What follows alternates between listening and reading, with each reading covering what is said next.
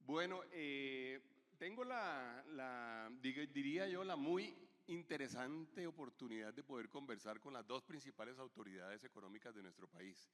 No es usual, además, sentarse uno con el ministro de Hacienda y con el gerente del Banco de la República simultáneamente, quienes tienen en sus manos, por supuesto, digamos, la mayoría de las decisiones más importantes desde el punto de vista económico, que nos afectan a todos, que afectan a toda la economía, que afectan absolutamente a todos los ciudadanos y definitivamente a todas las empresas. De manera que la oportunidad que tenemos hoy en día quiero aprovecharla bien, que podamos sacar de aquí, digamos, ojalá algunas ideas buenas. El formato que vamos a tener es 40 minutos, conversamos nosotros tres y luego tenemos 30 minutos donde ustedes van a poder intervenir. Me han dicho muy expresamente que las intervenciones tienen que ser de 2 minutos, entonces quien hable más de 2 minutos le voy a decir, se acabó el tiempo, para que de una vez vaya pensando lo que va a decir cuando lo vaya a decir, para que tengamos la oportunidad de poder darle participación a la mayor cantidad de personas. Pueden ser preguntas para nuestros invitados, de manera que va a ser muy interesante. El momento actual, desde el punto de vista económico, no es un momento sencillo. Tenemos una economía con una gran cantidad de características que realmente han levantado las alertas, digamos, de muchísimos sectores y las alertas de muchísimos analistas, de inversionistas, de economistas, por supuesto, de empresas o inclusive hasta de prestatarios. Yo quiero hacer un recuento que no es, digamos, para preocuparnos más, pero que es un recuento del cual no nos podemos extraer en este momento o sustraer en términos de lo que está sucediendo. Tenemos un país con una inflación alta, y quiero arrancar aquí porque además el Banco de la República acaba de tomar una decisión sobre la cual vamos a hablar ahorita. Decía el gerente del banco, es quizá la inflación más alta de América Latina, lo dijeron en la rueda de prensa y en el comunicado cuando hablaron de la reducción que hubo esta semana en tasas de interés. Tenemos un crecimiento bajo también, uno de los más bajos, digamos, de la historia de Colombia. Tenemos una situación fiscal compleja, muy compleja, a pesar, y con esto quiero hablar con el ministro de Hacienda, pero a pesar de que este es un gobierno que ha tenido una gran cantidad de recursos, lo cierto es que tenemos una situación apretada desde el punto de vista de las finanzas públicas, especialmente del gobierno central. Es también cierto que las calificadoras de riesgo y los mercados nos han venido calificando duro en el sentido de que tenemos en este momento una percepción alta en términos de riesgo país, se nos han caído las exportaciones, la tasa de interés real, que es una decisión importante, aquí hay dos miembros de la Junta del Banco, que es una decisión importante de las que toma el Banco de la República. Hasta hace muy poco era probablemente la tasa de interés real más alta de la historia o de los últimos años en Colombia. La inversión se nos ha caído. Tenemos unos efectos de la seguridad física del territorio o en el territorio que ha venido afectando la actividad económica, pero que ha venido afectando a los consumidores, a los ciudadanos, a los empresarios desde el punto de vista de su ánimo de invertir en nuestro país. Tenemos una cantidad de reformas legislativas en este momento en el Congreso que afectan muchas de ellas la realidad económica de algunos sectores, algunas son más transversales y afectan la realidad económica del país, la laboral que está en este momento en discusión. Y sobre eso también quiero hacer algunas preguntas ahorita. La reforma de salud que está en discusión y que se comenzó a hacer por la vía administrativa, digamos, durante los últimos años, los últimos meses, ha conducido, digamos, a que tengamos un sector que además es el 8% de la economía colombiana que tiene una afectación importante. Sin duda, digamos, luego viene, y no podemos dejar de hablar de ello, la ley de financiamiento que nos está proponiendo el ministro de Hacienda, con la que no estamos tan de acuerdo. Ahora hablamos de eso, ministro. Con la que no estamos tan de acuerdo. Dicho esto, realmente tenemos un panorama complejo. Lo que yo diría nos obliga a tomarnos con seriedad esta situación, porque no hay la menor duda, lo que tenemos que hacer hoy en día, es salir de esto. Tenemos que salir entre todos de esto, tenemos que trabajar todos, los colombianos tenemos todos que de alguna forma entenderlo, queremos tener un buen diálogo con las autoridades, pero también queremos tener un diálogo, por supuesto, con el Congreso de la República para que ojalá tomemos las decisiones más acertadas para nuestra sociedad, para nuestro país. Yo quería hacer un poquito de historia con Leonardo, arrancar por ahí. Leonardo Villar, bueno, que acaba de ser ratificado además como gerente del Banco de la República, y esa es una de las buenas noticias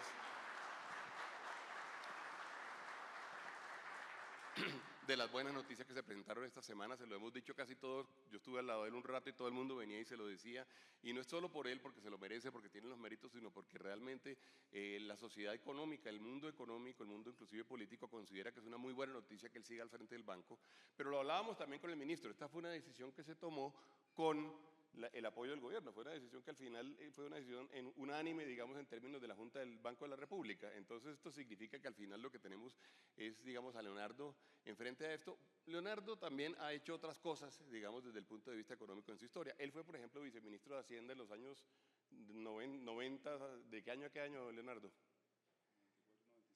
Del 94 al 97. A él le tocó lidiar con una muy buena parte de la crisis que tuvimos en el año 98, que fue una crisis que en cierta forma, digamos, probablemente no por sus causas, pero sí en sus efectos, digamos, se parece a lo que tenemos hoy en día, con problemas de inflación, problemas de tasa de interés, problemas de crecimiento económico, problemas fiscales.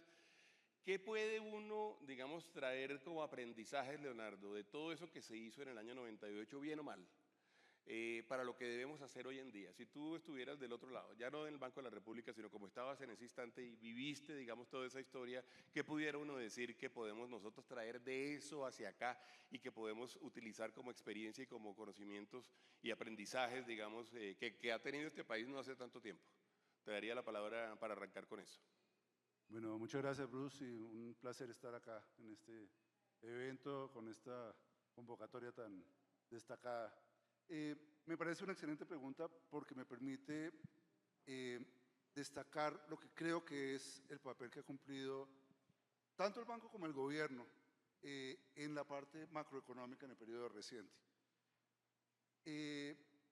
Lo que tuvimos a finales de la década de los 90, que me tocó vivir desde el banco, fue una catástrofe realmente grave. Fue una situación en la cual se habían acumulado niveles de endeudamiento enormes en el sector privado, el sector público había aumentado sus niveles de déficit y para evitar una crisis muy fuerte tuvo que hacerse un apretón de unas magnitudes monumentales, quizá porque se hizo demasiado tarde. Se hizo demasiado tarde, coincidió con un entorno internacional muy desfavorable, pero implicó unas cosas que yo aquí ajustaría un poquito lo que dijiste al comienzo, Bruce, y es que, por ejemplo, las tasas de interés actuales o recientes no son las más altas de la historia del país. En esa época, me acuerdo perfectamente, la tasa de inflación era del orden de 10% y las tasas de interés eran del orden de 40%. Entonces estamos hablando de cosas bien diferentes. Pero esa es otra tasa de interés, esa no es la del banco, ¿no? No, la del banco. La del banco porque el banco no fijaba la tasa de interés, sino que dejaba que el mercado se la fijara que fluctuara, y sí. era la tasa que daba por el argumento de que estaba fijando los agregados monetarios. Exacto. Entonces, la tasa de interés, tanto del banco como del mercado, era varias decenas de puntos porcentuales superiores a la tasa de inflación. ¿Por qué? Porque fue un momento absolutamente crítico. La tasa de desempleo llegó a más de 20%. El crecimiento económico en el año 99 fue más bajo que caída de menos 4%, de 4%. O sea, cayó creo que, si no estoy mal, 4.2%. Entonces, la magnitud de esa crisis es algo, obviamente, para recordar con todo lo malo que eso conllevó y todo lo que nos debe conducir a evitar que eso alguna vez se pueda repetir en un país como Colombia. ¿Y qué hay que hacer para eso? Entonces uno dice, no, pues no nos preocupamos por la inflación, no nos preocupamos por el déficit fiscal, no nos preocupamos por emitir sin control. Yo creo que precisamente lo que tenemos que hacer es, tenemos que ir ajustando el balance fiscal, como se ha ido reduciendo el déficit fiscal en el periodo reciente. Cuando empieza a dispararse la inflación, como nos sucedió por razones en parte internacionales y en parte por el exceso de demanda que teníamos, tenemos que adoptar medidas que son dolorosas, costosas. Yo creo que nadie puede negar que las decisiones que ha tomado el banco y que tomó en particular en el año 2022 y 2023 generaron un aumento de la tasa de interés que fue doloroso y que afectó el crecimiento de la economía. Eso no lo puede negar nadie. ¿Por qué? ¿Porque queríamos afectar el crecimiento de la economía en sí mismo? No, porque queríamos bajar la inflación y que eso permitiera que las tasas de interés pudieran bajar de una manera sostenida y poder recuperar el crecimiento de una manera también sostenida y en el mediano plazo. Entonces, en ese sentido, la forma como yo veo el periodo reciente es un periodo de ajuste que, y aquí también hago un matiz, digamos, en el sentido de algo que yo dije en la rueda de prensa la semana pasada. Dije, primero, es muy importante reconocer que la inflación ha bajado más de 7 puntos porcentuales. Llegamos a 13.4% y bajamos la inflación y en este momento está en 6.1 y tenemos la expectativa de que va a seguir bajando en el mes cuando salgan los datos de septiembre y que va a seguir bajando el año entrante a llegar a niveles mucho más acordes con la meta el año entrante. Vamos a estar cerca del 3%, ese es el papel del banco. Ahora, que en ese proceso se tuvieron costos, sí, se tuvieron costos porque la tasa de interés tuvo que aumentar, se tuvo que desacelerar el crecimiento económico, pero a partir del tercer trimestre del 2023 venimos en un proceso de recuperación. No es una cosa del futuro, no, venimos en un proceso de recuperación. En ese momento se habló de que íbamos a tener recesión, que íbamos a tener varios trimestres consecutivos de caída. Tuvimos un trimestre de caída, ciertamente, creo que fue una caída de 0.6%. El siguiente trimestre ya fue positivo, que fue el último del año pasado, con un crecimiento de 0.4%. El primer trimestre de este año fue un crecimiento de 1.1% y el segundo trimestre si se mira desestacionalidad, de 1.8%, si no, fue 2.1%. Y la perspectiva para el tercer trimestre es mejor que eso. Viene un proceso en que la economía se está recuperando a la par con un proceso de caída de las tasas de interés. Caída de las tasas de interés que ha sido muy sustancial y viene una discusión totalmente legítima, totalmente válida, donde tanto el ministro como la Andy han dicho, ¿por qué no lo hacen más rápido? Y es una discusión totalmente legítima, totalmente válida, pero donde el banco ha tomado, la Junta del Banco en su mayoría, se ha ido por ser muy cautos, sin perjuicio de que hace reducciones muy fuertes en cada una de las últimas 4 juntas, reducciones muy significativas que se hacen con un criterio de garanticemos que esas reducciones no sean para que todos quedemos tranquilos sobre el mes entrante, que sean para que todos quedemos tranquilos de que este es un proceso que se puede continuar y que el año entrante vamos a poder seguir bajando porque la inflación va a seguir bajando. Sí. Y es en ese contexto que mencioné que la inflación es alta todavía, a pesar de la caída de 7 puntos porcentuales, faltan todavía más de 3 puntos porcentuales para llegar a la meta y si nos comparamos a nivel internacional y uno ve gráficos, por ejemplo, de cómo es la inflación a nivel mundial, obviamente en América Latina están Argentina y Venezuela totalmente desfasados, pero aparte de Argentina y Venezuela, nosotros tenemos la inflación más alta de todos. Sí, hay que decir que lo que acaba de hacer Leonardo es lo que tiene que hacer el gerente del banco. No gratuitamente lo acaban está ratificado y todos estamos felices de que él esté ahí. Pero como él dijo, esta mañana cuando nos encontramos me dijo, pero yo estoy rodeado pues ¿cómo fue que dijiste? De los que me pelean por la tasa de interés porque estoy rodeado por el ministro Bonilla y por ti. Y es verdad, nosotros hemos creído que ese proceso debería ser un proceso significativamente menos acelerado. Ministro, en esa conversación, más acelerado, perdón. Es temprano, es sábado, sí. Sí, por condescendencia, por favor. Se convenció fácil. Condescendencia, no me convenció. No, sí, porque tratar de quedar bien con él. Ministro, dentro de toda esa conversación, el tema fiscal está siendo, digamos, un tema material. Estamos teniendo una situación relativamente compleja, realmente compleja, para un gobierno, y perdone que se lo voy a decir de esta forma, que ha sido el gobierno que ha recibido más recursos también en la historia digamos, de Colombia. Hubo un incremento en presupuesto entre el año 2020 y el año 2023, 2022 y 2023 del 19%, entre el 2023 y el 24 también del 19%. Usted declaró un aplazamiento de 20 billones este año, lo que en realidad la ejecución no la coloca allí, digamos, en ese lugar, pero a pesar de eso estamos suponiendo, o usted ha presentado un presupuesto en donde crecemos algo como el 8.3%, si no estoy mal, para llegar a 523 billones de pesos. Ministro, ¿usted no le parece que el palo no está para cucharas como para que nosotros en este momento tengamos un nivel de gasto como el que ustedes están aspirando y que realmente después de haber hecho esos dos crecimientos grandes que son importantísimos, y le voy a decir una cosa que yo sé que no le va a gustar, y es que usted me va a hablar de lo que sucedió en el gobierno Duque y lo que sucedió con el ministro anterior, porque lo he visto peleando mucho, andan peleando mucho con el ministro anterior de Hacienda, no el anterior, el trasanterior de Hacienda, pero es que ya llevan 2 años, es decir, ya realmente ha pasado 2 años, ya es menos los que les queda al gobierno que lo que han hasta ahora transcurrido.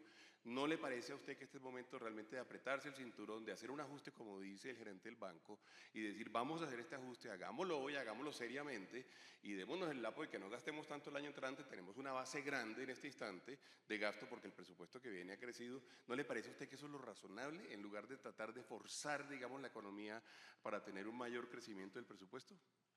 Bueno, Bruce, un saludo a todos los que están aquí, muchas gracias por esta invitación. Yo diría que, para empezar, estamos viviendo una coyuntura como la que Leonardo acaba de relatar.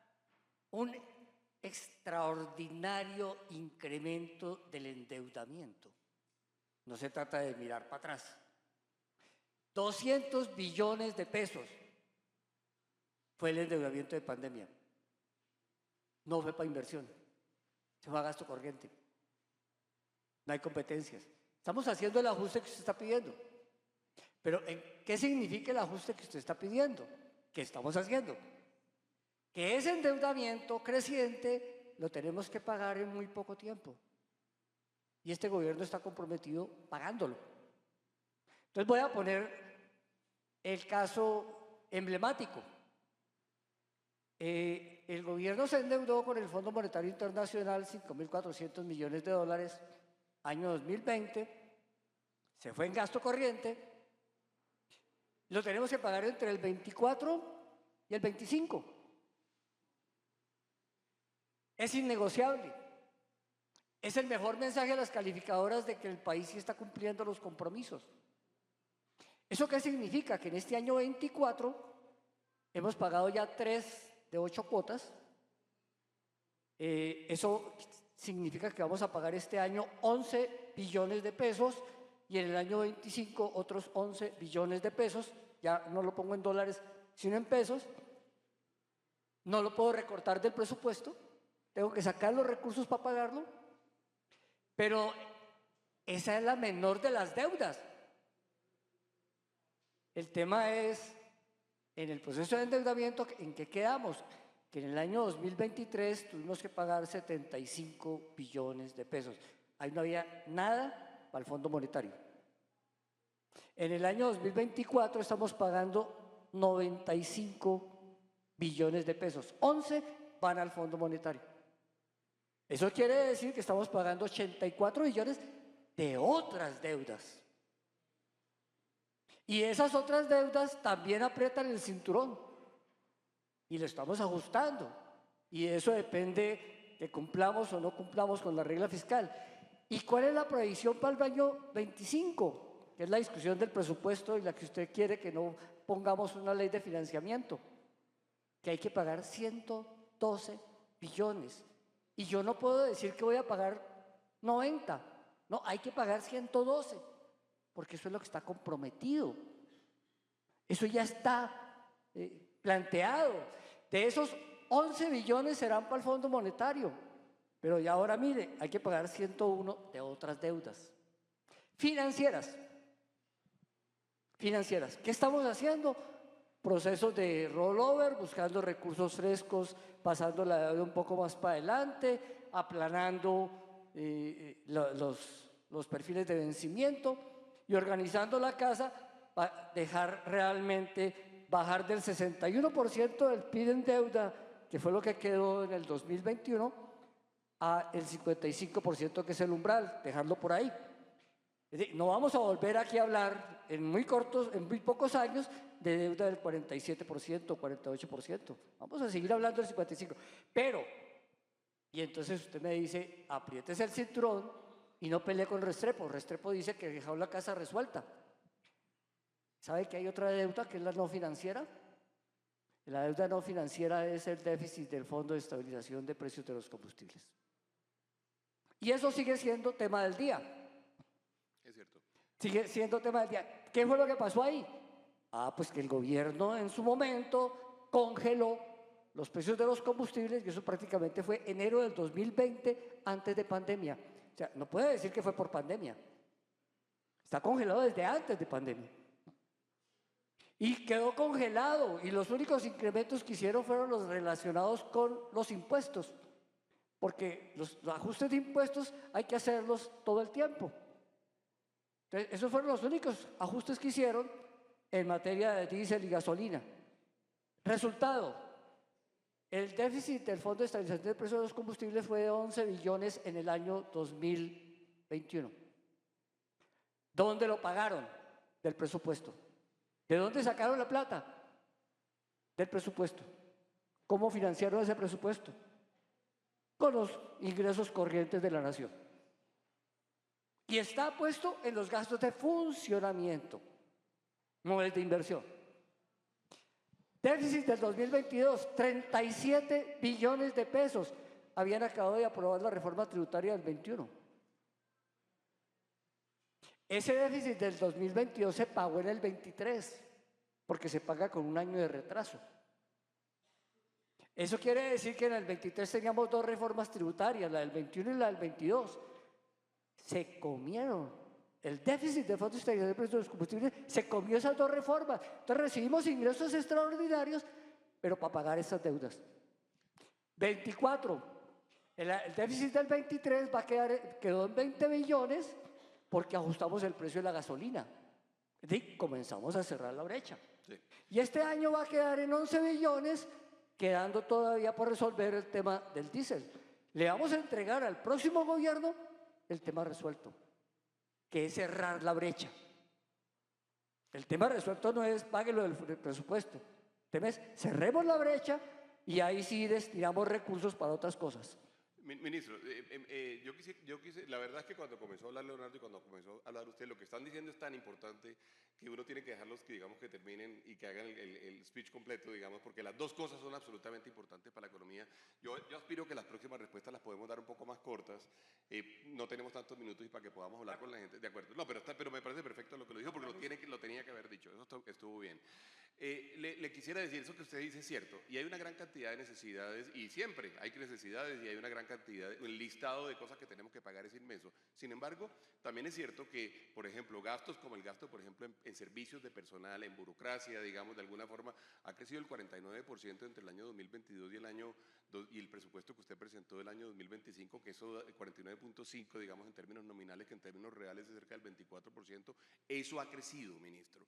Eso ha crecido y ha crecido bastante. Y por otro lado, yo saqué cálculos y me dan más o menos 41 billones de pesos que ustedes tienen de margen para trabajar, que de alguna forma tienen que ver con la ambición del gobierno de hacer gasto, y ahí es donde decimos, lo que tiene que pagar es cierto, es valiosísimo lo de la reducción del FEPEC, los vamos a acompañar, se lo decía a usted, se lo decía a su equipo, en el tema del diésel, en la medida en que se puede ir haciendo. Colombia tiene que ir haciéndolo poco a poco y nosotros como empresarios pues, tendremos que pagar los fletes, pero ese tipo de conversaciones tenemos que darlas. El gerente del banco hizo un comentario, Leonardo, tú hiciste un comentario hace poco, esta semana, alrededor de una figura extraña que apareció en la ley de financiamiento, y es la idea de que el presupuesto verde no era parte de o podía no ser parte de la regla fiscal. Leonardo, yo quisiera que tú, yo me identifico 100% con lo que dijiste, debo primero decirlo, pero me gustaría que lo dijeras con tus palabras. ¿Por qué uno no puede extraer de la regla fiscal los gastos en temas verdes o en temas de sostenibilidad? Bueno, yo de golpe empezaría por un tema que el ministro no alcanzó a comentar, pero lo ha destacado mucho, y es el hecho de que hay una cantidad de gastos totalmente inflexibles, algunos incluso en personal, pero en muchas otras cosas. Por ejemplo, el Sistema General de Participaciones, que no puede trancarse. Y hay que evitar que ese tipo de gastos se sigan consolidando y se sigan ampliando de manera Y que persistente. le quitan flexibilidad al Estado, Y que le al quita gobierno. flexibilidad a las posibilidades del gobierno de hacer ajuste. Y eso me parece que es algo que debería revisarse muy bien en el proyecto de acto legislativo que está bastante avanzado en el Congreso y que podría implicar mucho más dificultades para que el gobierno haga el ajuste. Ahora, que veo desde el punto de vista de la regla fiscal, digamos, la discusión me parece que es totalmente legítima, es totalmente válida. Yo el comentario que hice fue simplemente, hay que tener en cuenta que independientemente de que el propósito que tenga un gasto sea muy bueno, por ejemplo, sea en actividades verdes, eso no implica que la deuda correspondiente no haya que pagarla. Y en algún momento en una reunión tal vez de Confecámaras en Barranquilla, hice el comentario, ahí el gobierno gasta en muchas cosas loables, indispensables, en educación, en salud, en el cuidado de los niños pequeños, en infraestructura.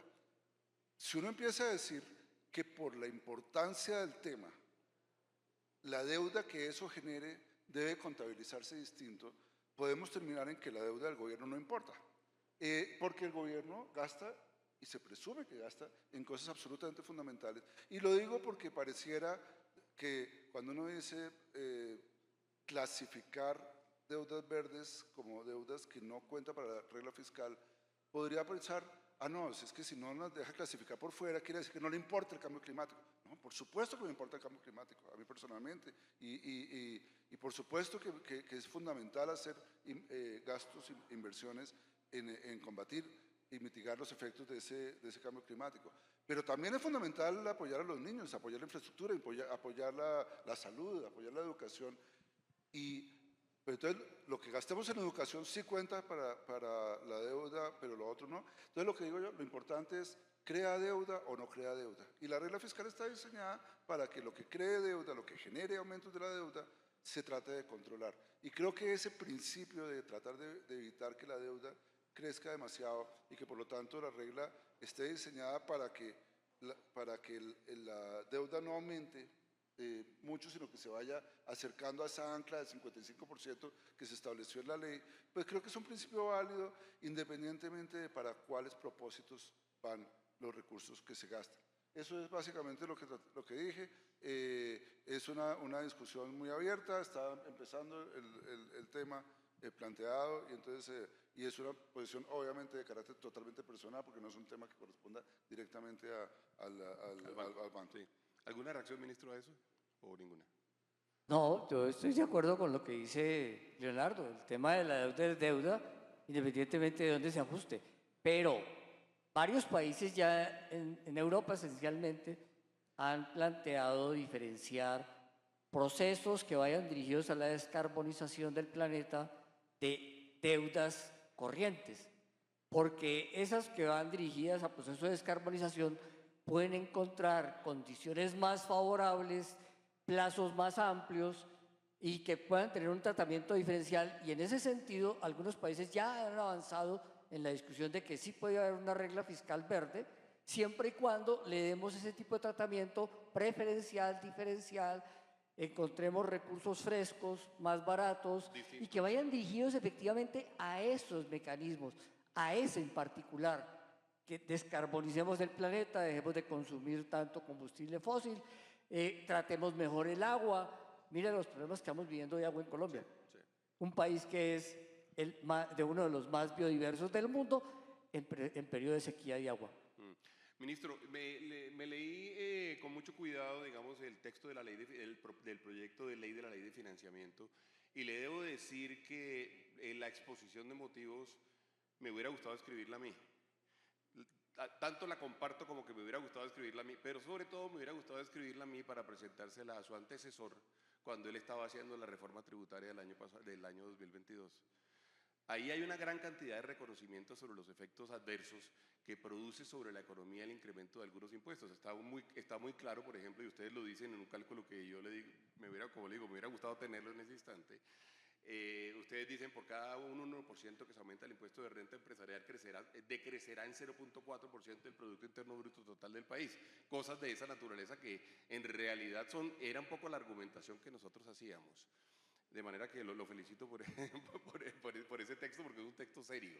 Pero además le quiero decir una cosa, ministro. Si uno tiene conciencia de que efectivamente tenemos una carga impositiva tan alta, si uno tiene conciencia de que las reducciones en impuestos que plantea la ley de financiamiento, que no son primero no son inmediatas, sino que se van, digamos, 2 años allá o 3 años allá, inclusive para las empresas grandes solo llega al 34%, ustedes producen un diferencial para las pymes que llega hasta el 27%, pero eso todo va a pasar en el segundo quinquenio y de pronto más allá, digamos, de esta década. Eso no nos va a ayudar en la reactivación. Y si tenemos un reto de reactivación tan grande hoy en día, tan fuerte hoy en día, ¿por qué nosotros sacarle en este momento esos 11 o 12 billones de pesos a la economía, que una parte son por la reconfiguración de la regla fiscal, pero ¿por qué hacerlo? Un cálculo que vi en portafolio hace 2 o 3 días dice, en realidad el neto para las compañías va a ser un incremento del 15% en la carga impositiva. Y ese va a ser un neto, digamos, real y casi que inmediato. ¿No será que de repente se nos está yendo la mano y nos estamos equivocando? Nosotros creemos que sí es una gran equivocación ponernos en este momento, digamos, o enfrentarnos a una nueva reforma tributaria con esas características. Yo difiero de esa opinión. Estoy seguro. Mire, la ley de financiamiento tiene 3 componentes. Un primer componente es el de generar unos estímulos tributarios que el país requiere hace rato. Y uno de ellos, el principal, es reducir la tasa de renta corporativa.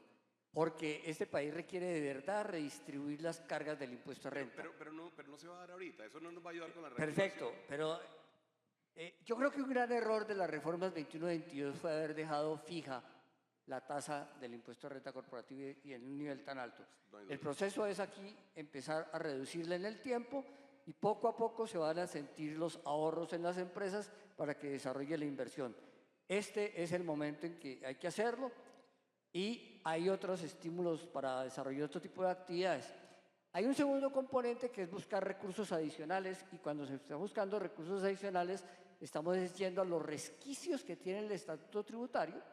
No estamos grabando la canasta familiar, no estamos grabando las personas naturales de medianos bajos ingresos, eso no está ahí. Estamos identificando dónde hay huecos todavía. Y el principal hueco que hemos encontrado, y curiosamente parece ser unánime en el Congreso de que eso hay que hacerlo, es grabar las plataformas de juegos de suerte y azar. Claro. Y cosas por el estilo. Entonces estamos buscando eso. Y el tercer componente es traer la vigencia de la regla fiscal del 26 al 25. De hecho, la mitad de ese componente de la ley de financiamiento es el tratamiento de la regla fiscal, adelantándola y generando un mecanismo que nos permita manejar la deuda de mejor manera en el 2025 y no tan apretado como la tenemos hoy. Pero hay 4 cosas que sí terminan afectando a la gente y por lo menos, digamos, el impuesto del carbono, como lo han planteado, va a afectar a muchísimas personas. Va a afectar los pasajes, el transporte, va a afectar la inflación, va a afectar los alimentos. Ustedes están proponiendo un incremento en el impuesto, en la tasa mínima de tributación, que es una forma de afectar las compañías que tienen problemas. Uno solamente está en tasa mínima de tributación cuando no tiene rentabilidades altas. Es decir, uno ahí va a tener, digamos, eventualmente un riesgo importante. Están aumentando también el impuesto de ganancia ocasional que va a generar del 15 al 20, que va a terminar generando probablemente una informalidad otra vez como la que teníamos en el pasado, porque inclusive cuando estuvo en el 10, fíjese usted todo lo que aumentamos en términos del registro, por ejemplo, de transacciones que se estaban dando. Están eliminando el régimen simple. Todas esas cosas, ¿por qué hacerlas en este momento? Yo sé que no estamos de acuerdo, pues es decir, lo hemos discutido mucho, lo vamos a discutir mucho más allá, pero de verdad que hay un riesgo inmenso. Le voy a hacer una pregunta distinta, a menos que me quiera decir algo de eso. ¿Me quiere decir algo de eso? Le hago otra pregunta, una pregunta diferente. Bueno, ustedes, como decía yo ahorita, como miembros de la Junta del Banco apoyaron la reelección de Leonardo como para los próximos 4 años. Ahora se viene el nombramiento de una cantidad de nuevos codirectores o de varios codirectores pronto. ¿Uno qué puede esperar de eso? ¿Será que uno puede esperar que de repente tenga entonces una junta del banco que sea significativamente más gobiernista, significativamente más laxa en la política monetaria? Porque así como criticamos a Leonardo y al banco todo el tiempo con el tema de las tasas, también tenemos la esperanza de que esté ahí muy firme. Entonces, ¿qué podemos esperar con el nombramiento de los nuevos codirectores? Mire, eso está reglamentado. Estamos llegando al mes de enero del 2025 y como dice la ley, en el mes de enero del 2025 el gobierno tendrá que cambiar 2 miembros de la Junta del Banco. El gobierno decide quiénes entran, quiénes salen, etc. Aquí el gran interrogante que se ha planteado es que el gobierno quiere cambiar todos los miembros de la Junta y lo va a hacer. Yo le quiero recordar que el gobierno es el que cambió a todos los miembros de la Junta. Es el único gobierno, después de Gaviria, que cambió a todos los miembros de la Junta.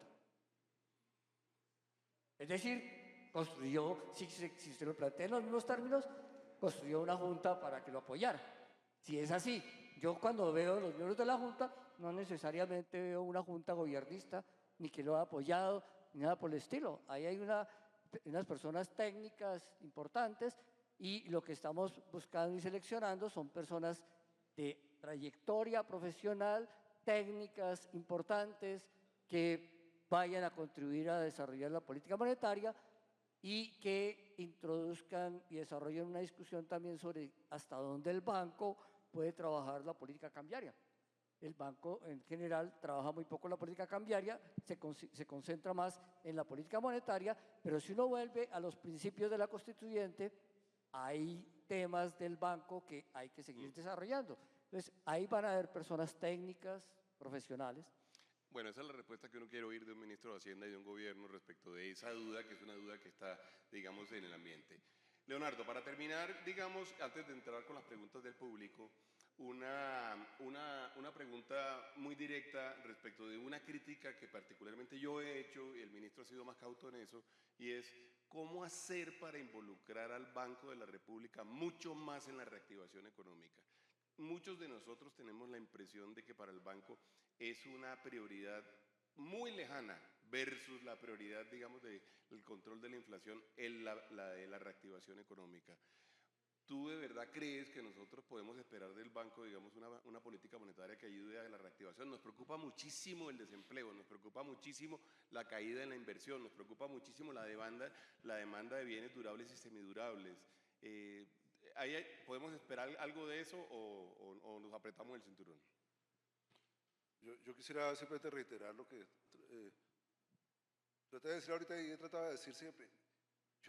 Difícil que alguien se preocupe más por el crecimiento de la economía que los miembros de la Junta del Banco, incluyendo por supuesto el ministro. Pero es una preocupación permanente. Ahora, nos preocupamos por el crecimiento del mes entrante y hacemos cualquier cosa por el crecimiento del mes entrante, por mostrar un buen dato de crecimiento del mes entrante. Ahí es donde hay una diferencia. Para nosotros, el dato del mes entrante es importante, muy importante, pero mucho más importante que el crecimiento que tengamos el mes entrante sea sostenible hacia el futuro y que no nos genere un problema que nos conduzca a una crisis dentro de un año y que conduzca a una caída en el PIB como esa que mencionaba Bruce del año 99, una caída de 4% del PIB anual. Eso fue realmente dramático, con un desempleo de 20 y pico %. Entonces, lo que hay una convicción muy fuerte es cómo podemos impulsar la economía, impulsar una reactivación que se dé y que no necesariamente se sienta de manera espectacular en un mes o en 2 meses, sino que pueda ser sostenible. Y es en ese contexto que repito, la economía viene reaccionando a una política de reducción gradual en las tasas de interés, de reducción gradual pero fuerte. O sea, ustedes vieron en Estados Unidos cuando se anunció una caída de 50 puntos básicos, el mundo entero se quedó muy sorprendido. Aquí llevamos 4 de esas y empezamos mucho antes de que Estados Unidos bajara por primera vez la tasa. Empezamos en diciembre del año pasado a bajar las tasas. ¿Por qué? ¿Porque solamente nos interesa la inflación? ¿Y porque no nos interesa el crecimiento? No, porque nos importa el crecimiento, pero nos interesa hacerlo con la cautela suficiente para que eso se acorde con una inflación que facilite tener las tasas de interés también en niveles cercanos a esos niveles de inflación baja, más unos puntos que serán los puntos de una tasa de interés neutral, normal, que posiblemente conduzca a que la tasa de interés pueda estar, qué sé yo, alrededor del 6%, algo de ese estilo, a mediano plazo. Pero no mañana, entonces, que es que demostrarle a Bruce que nos interesa el crecimiento es que pongamos la tasa de interés mañana en 6% o en 3%, ¿no? Posiblemente eso nos puede conducir a que tengamos un problema, por ejemplo, en una sorpresa de esa magnitud en los mercados cambiarios podría conducir a un aumento en la tasa de cambio que se llevaría al traste el esfuerzo de venir bajando gradualmente la inflación y que nos conduciría a tener que frenar el proceso y a que tengamos dentro de unos días unas tasas de interés más altas que las que teníamos ayer. Entonces, esa es la idea. Sí nos interesa mucho y nos interesa de manera esencial el crecimiento. Además, eso está contemplado en la interpretación de la Constitución que se hizo, que se ajustó, digamos, muy claramente en el año 99, con una sentencia de la Corte Constitucional, y así estamos actuando. Ahora, eso implica una preocupación por el crecimiento, pero teniendo en cuenta no solamente el muy corto plazo, sino el mediano y el largo plazo y la sostenibilidad. Sí, bien, bien. Solo decir que no es una preocupación de Bruce solamente, ¿no? No, yo sé. No. Bruce es un muy buen representante de esa preocupación. Muy bien. Bueno, se nos acabó el tiempo. Hemos tenido una conversación supremamente rica, llena de muchas ideas. Oímos definitivamente a las dos autoridades y personas más importantes hoy en día en la economía colombiana. Les pido que le den un aplauso muy fuerte por su disposición y por su amabilidad.